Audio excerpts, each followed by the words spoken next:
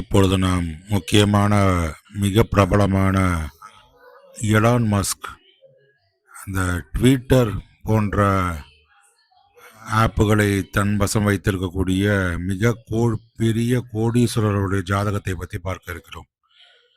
இவருடைய ஜாதகத்தில் அப்படி என்ன சிறப்பு இருக்குது, எதனால் இவருக்கு இவ்வளோ சிறப்பான அமைவுகள்லாம் கிடச்சிருக்கு அப்படின்னு சொல்லி நமக்கு யோசிக்க தோணும். அதை தான் நம்ம பார்க்க இருக்கோம். இப்போ பார்த்தீங்கன்னா இவருடைய ஜாதகத்தில் மீன லக்னம் காட்டப்பட்டிருக்கு. குருவுடைய லக்னம். குரு வந்து லக்னாதிபதி குரு வந்து ஜாதகத்தில் 9ஆம் வீட்டில் விருச்சிகத்தில் அமர்ந்திருக்காரு. இதுவே ஒரு மிகப்பெரிய யோக பலம்னு சொல்லலாம். எப்போதுமே லக்னத்துக்கு திரிகோணத்தில் குரு போன்ற சுபர் அமர்வது மிகச்சிறப்பான யோக பலத்தை அவருக்கு தருது அப்படின்னு சொல்லலாம். நாம் மிகச்சிறந்த ஒரு ஜாதக அமைவை தான் பார்த்துட்டு வரோம். ஒவ்வொரு ஜாதகமாக பார்த்துட்டு வரோம்.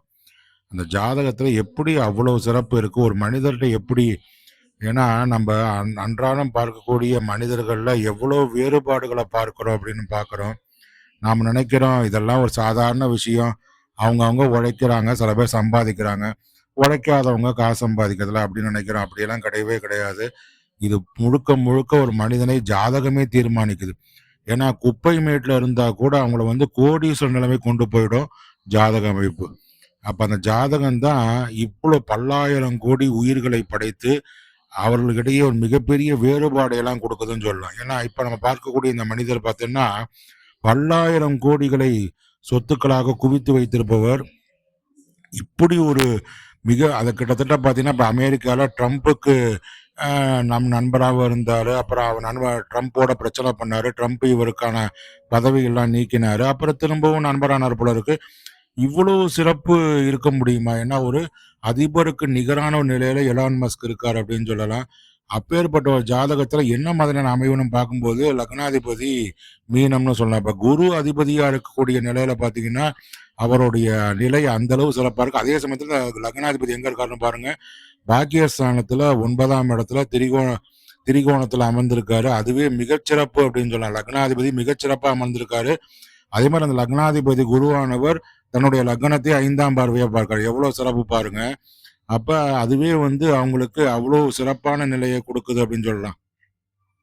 அப்ப ஜாதகத்துல லக்னாதிபதி ஒரு சிறப்பான இடத்துல அமர்ந்து திரிகோணத்துல அமர்ந்து, அதே சமயத்துல அவரே பாத்தீங்கன்னா 9ஆம் இடத்துல பாக்கியஸ்தானத்துல அமர்ந்து, அதுவும் குறிப்பா செவ்வாய் அவருடைய நட்பு கிரக வீட்லயே அமர்ந்து அவரே லக்னத்தை பார்க்கிறார் அப்படின்னு சொன்னா எவ்வளவு ஒரு சிறப்பான அமைவு பார்த்தீங்கன்னா, லக்னத்தை பச்சே சொல்லிடலாம், லக்னாதிபதியை வச்சே சொல்லிடலாம் ஒரு மனிதனுடைய வாழ்க்கை எந்த அளவு சிறப்பா இருக்கும்.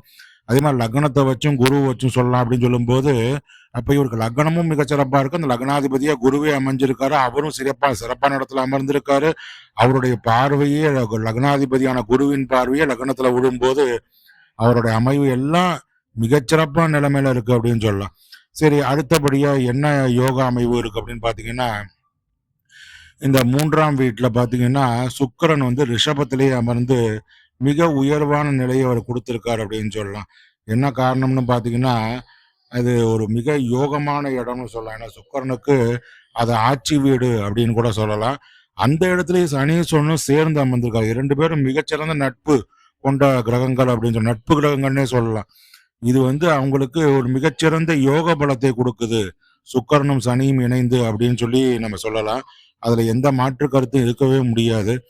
அப்ப அடுத்ததா பாத்தீங்கன்னா வேற என்ன யோகம் இருக்கு அப்படின்னு சொல்லி பாத்தீங்கன்னா, 4ஆம் இடத்துல கிட்டத்தட்ட பாத்தீங்கன்னா அந்த இடத்துல சுகஸ்தானத்துல சூரியனும் புதனும் இணைஞ்சு அமர்ந்திருக்காங்க. அப்ப 4ஆம் இடம் பாத்தீங்கன்னா என்னன்னு பார்க்கும்போது புதன் அந்த இடத்துல மிதுனத்துல ஆட்சி சொல்லலாம். அந்த இடத்துலயே வந்து சூரியனும் சேர்ந்து உட்கார்ந்து புத ஆதித்ய யோகத்தை உருவாக்குறாங்க. எவ்வளவு சிறப்பான லக்னாதிபதி எவ்வளவு சிறப்பான்னு இருந்தாலும் பார்த்தோம். அதை தவிர ரிஷபத்திலேயே சுக்கிரனும் சனி இணைஞ்சு அமர்ந்து மிகப்பெரிய யோக பலத்தையும் சிறப்பான தன்மைகளும் கொடுத்தாங்கன்னு பார்த்தோம். அடுத்ததா பாத்தீங்கன்னா சூரியனும் புதனும் சேர்ந்து புத ஆதித்ய யோகத்தை உருவாக்குறாங்க. புதன் வந்து அந்த இடத்துல ஆட்சி உச்சம் பெறாரு மிதுனத்துல. அதுவும் ஒரு சிறப்பான அமைவு அப்படின்னு சொல்லலாம். அடுத்தபடியா பாத்தீங்கன்னா அவங்களுக்கு ஜாதகத்துல அந்த கஜகேசரி யோகம் சொல்லக்கூடியது, சந்திரனுக்கு கேந்திரத்துல குரு அமைஞ்சிருக்காரு. சந்திரன் வந்து 6ஆம் இடத்துல அமர்ந்திருக்காரு. அந்த 6ஆம் இடத்துக்கு அதே மாரி குரு பார்த்தீங்கன்னா 9ஆம் இடத்துல அமர்ந்திருக்காரு. அப்ப சந்திரன கேந்திரத்துல குரு இருக்கும் பொழுது அந்த கஜகேசரி யோகமும் உருவாகுது. இப்படி பல யோகங்கள் இந்த ஜாதகத்துல காட்டப்பட்டிருக்கு. அதே மாரி பார்த்தீங்கன்னா லக்னத்துக்கு 11ஆம் வீட்ல மகரத்துல செவ்வாய் உச்சம் பெறாரு. எவ்வளோ யோகங்கள் சொல்லிட்டோம். இப்ப இன்னும் பார்த்தீங்கன்னா, இன்னும் யோகம் வந்துகிட்டே இருக்கு.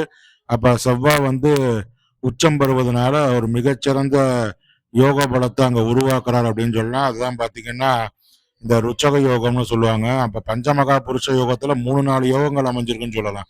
அப்ப செவ்வாய் மகரத்துல உட்கார்ந்து உச்சம் பெற்றனால ருச்சக மிகப்பெரிய யோக பலத்த அவருக்கு குடுத்து, அவர பல்லாயிரம் கோடிகளுக்கு அதிபதியா ஒருத்தர உட்கார வைக்குது அப்படின்னு சொன்னா, அவர் ஜாதகத்துல எவ்வளவு சிறப்பு. லக்னாதிபதி மிகச்சிறப்பு, மிகச்சிறப்புன்னு சொல்லலாம். அந்த அளவுக்கு இருக்காரு. அது மாதிரி பல யோகங்கள் சுக்கிரனும் சனியும் இணைஞ்சு ரிஷபத்துல அமர்ந்து மிகப்பெரிய யோகத்தை உருவாக்குறாங்க. மிதுனத்துல புதன் ஆட்சி உச்சம் பெற்று அவரோட சேர்ந்து சூரியன் அமர்ந்து புத ஆதித்ய யோகத்தை உருவாக்குறாங்க. அதே மாதிரி கஜகேசரி யோகம் அமைஞ்சிருக்கு. அதே மாதிரி பாத்தீங்கன்னா புதன் வந்து சொந்த வீட்டுல உட்காந்து அதுக்கு பத்திர யோகம்னு சொல்லுவாங்க. அந்த மாதிரி அதுவும் சொல்லிட்டோம் முன்னாலே புத ஆதித்ய யோகம் உருவாகுதுன்னு சொல்றோம். சுக்கிரன் தன்னோட சொந்த வீட்டுல ரிஷபத்துல உட்காந்தாலும் அது வந்து மாளவி யோகம் சொல்றோம். அதுவும் உருவாயிடுச்சு. இப்படி ஜாதகத்துல பல்வேறு விதமான யோகா அமைப்புகள் இருக்கிறதுனால தான் இவர் வந்து பல்லாயிரம் கோடிகளை உருவாக்கக்கூடிய தன்மையும் அதை வச்சு நிர்வகிக்கக்கூடிய தன்மையும் இவருக்கு இருக்கு அப்படின்னு சொல்லலாம். என்னதான் சில தோஷங்கள் இப்ப செவ்வாயும் ராகுவும் வந்து இணைஞ்சு அமர்ந்திருக்காங்க.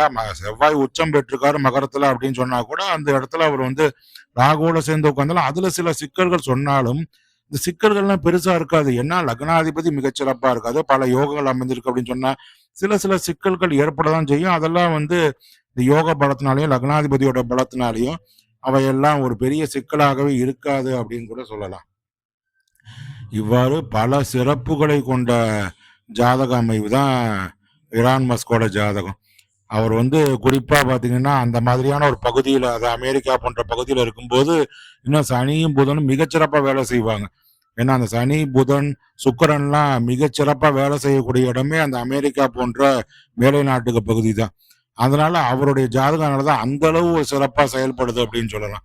அதே சமயத்துல பாத்தீங்கன்னா அவருடைய வாழ்க்கை முறையில நம்மளுக்கு இந்த மாதிரியான ஒரு அமைவு கிடைச்சிருக்கு அப்படின்னு சொன்னாலே அவர் வந்து பல்லாயிரம் கோடிகளை புரட்டக்கூடிய தன்மையை நம்ம எங்கேருந்து வந்திருக்குன்னு பாத்தீங்கன்னா இன்னும் பல்லாயிரம் கோடிகள் சம்பாதிச்சிட்டு இருக்காரு அப்படின்னு சொன்னா அவர் இன்னும் சம்பாதிப்பார் அப்படின்னு சொன்னா அதுக்கெல்லாம் காரணம் அவருடைய ஜாதக அமைவு தான் அப்படின்னு நம்ம தெள்ள தெளிவா தெரியுது. இது போன்ற சிறப்பான பதிவுகளுக்கு அன்னை அபிராமி அஸ்ட்ராலஜி சேனல் சப்ஸ்கிரைப் பண்ணி ஆதரவு தெரிவிங்க. நன்றி, வணக்கம்.